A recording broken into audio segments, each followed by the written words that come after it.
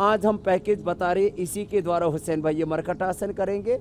और एक ऐसे पूरा योगासनों का पैकेज है, योगासन, प्राणायाम और ध्यान, ये योग की त्रिवेणी है। जो इसमें स्नान करेगा वो सब रोगों से और पापों से मुक्त हो जाएगा।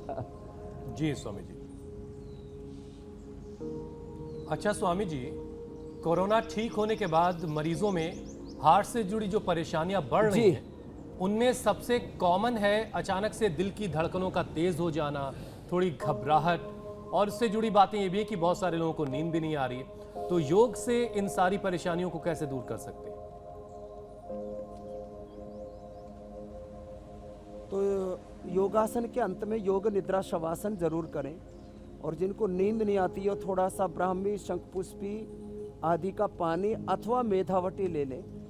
और जिनके हार्ट पल्पिटेशन बहुत ज़्यादा बढ़ जाती है वो मोती पिष्टी मुक्ता शुक्ति 10 ग्राम, मोती पिष्टी 2 से 4 ग्राम, इसको 1/4 ग्राम से लेके आधा ग्राम जैसे ही चाटते हैं हार्ट पल्पिटेशन एकदम रेगुलेट हो जाता है। और ये गेहूं का जवारा और लौकी का जूस या लौकी का सूप या लौकी की सब्जी हम बता रहे हैं ना, ये हार्ट को रेगुलेट करने के लिए बेहतर है। ये अभ्यास सब करें। और अभी जो मैं बताने जा रहा हूं पवन मुक्तासन, ये रामबाण है हार्ट के लिए, जबरदस्त, जिससे जितना हो पाए कर लें।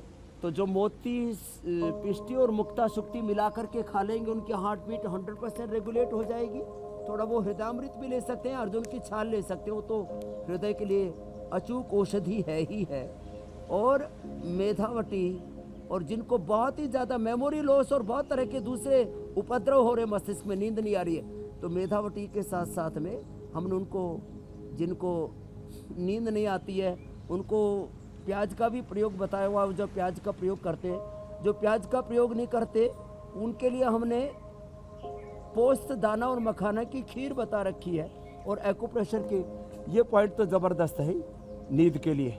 खैर, तो ये पवन मुक्तासन भी हृदय के लिए बहुत अच्छा है। और ये सेतु बंधासन, बीच से उठा दिया, एड़ियाँ जमीन पर, पंजे जमीन पर, बीच से उठा दिया। और ऐसे एक एक अभ्यास को आधा आधा 1-1 मिनट आराम आराम से करें। जिनको हार्ट की प्रॉब्लम है वे शीर्षासन और सर्वांगासन ना करें, उससे बीपी बढ़ जाता है और हार्ट रेट भी थोड़ा बढ़ जाता है। शवासन जरूर करें। ये मैं 1 मिनट के अंदर ही पूरे शरीर को कैसे स्थिर किया जाता है, और शिथिलीकरण के साथ साथ में पूरी बॉडी को रिलैक्स करना और सब प्रकार के स्ट्रेस से निर्भर हो जाना, निश्चिंत हो जाना। कैसे किया जाता है? दृष्टा भाव से, साक्षी भाव से माथे को, आँखों को, चेहरे को ऐसे देखते। बॉडी पर बहुत स्ट्रेस होता है, बहुत की आँखें, बहुतों का माथा, होठ, फिर वो तनाव जो हमारे गर्दन तक आता है तो सर्वाइकल स्पॉन्डिलाइटिस बन जाता है, फेफड़ों तक आता है तो अस्थमा बन जाता है, वो हार्ट तक तनाव आ जाता है तो हृदय रोग बन जाता है, वो जोड़ों में जाता है तो अर्थराइटिस बन जाता है, वो लीवर में जाता है तो फैटी लीवर हेपेटाइटिस बन जाता है, आंतों में जाता है तो कोलाइटिस, कॉन्स्टिपेशन बन जाता है। ये स्ट्रेस बड़ा खतरनाक है। तो साक्षी भाव से चेहरे को, माथे को, गर्दन को, कंधों को, पूरे श्वसन तंत्र को, पूरे हृदय तंत्र को, पाचन तंत्र को, पेट पीठ को ढीला छोड़े।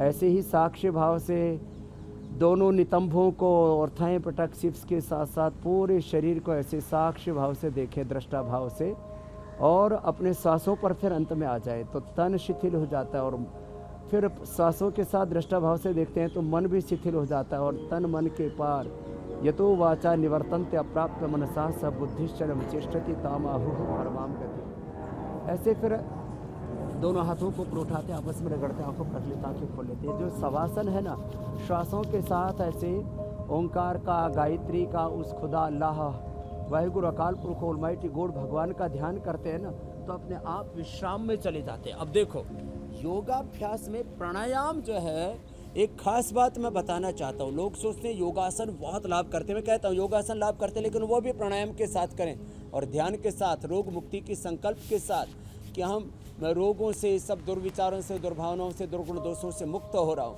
तो रोग मुक्ति का, विषय मुक्ति का, भोगों से मुक्ति का और दिव्य सद्ज्ञान से, सद्भावों से, सद्गुणों से युक्त होने का संकल्प। इसके साथ जब प्राणायाम करते हैं तो प्राणायाम जो है वो हृदय रोगों के लिए, उच्च रक्तचाप के लिए, इम्यूनिटी के लिए यह अप्रतिम है, बहुत जबरदस्त है।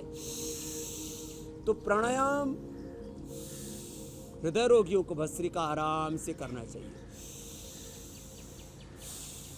ऐसे भस्त्रिका आराम आराम से।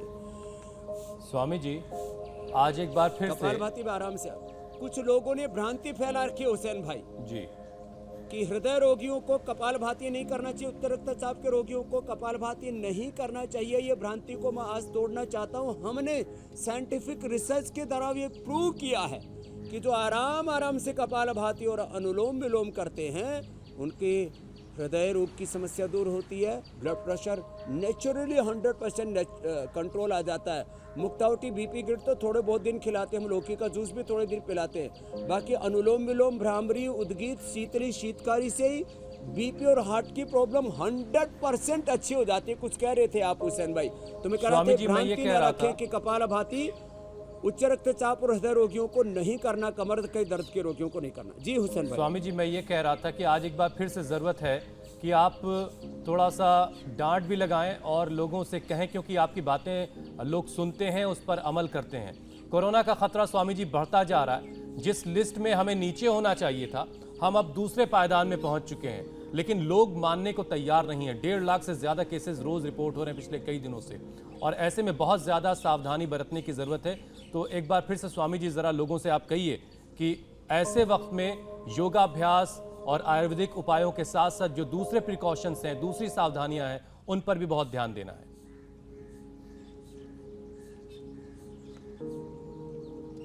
हमें कोरोना का हमला जब चारों ओर से हो रहा है, शत्रु जब घात लगाए चारों ओर से हम पर अटैक करता है, तो चारों ओर से ऊपर उस पर हमें प्रहार करने पड़ेंगे। एक तरफ जिनके वैक्सीनेशन की बारी आ गई है, तो सरकारों को यहाँ तक कहना पड़ रहा है हुसैन भाई कि भाई तुमने यदि वैक्सीन नहीं लगवाई तो तुम्हारा सरकारी राशन बंद कर देंगे, तुम्हारे एमएसपी पर अनाज खरीदना बंद कर देंगे, तुमने यदि वैक्सीन नहीं लगवाई तो तुम्हें सरकारी नौकरी नहीं मिलेगी। डराना पड़ रहा है लोगों को, बुला बुला करके घरों से। मैंने लोगों के वीडियो देखे हैं, अरे भाई वैक्सीन लगवा लो, जिनकी पहली डोज पूरी हो गई हो दूसरी लगवा लो, पहली लगवा लो, 50 साल से उम्र वालों घर से बाहर आ जाओ। निकलते ही नहीं लोग।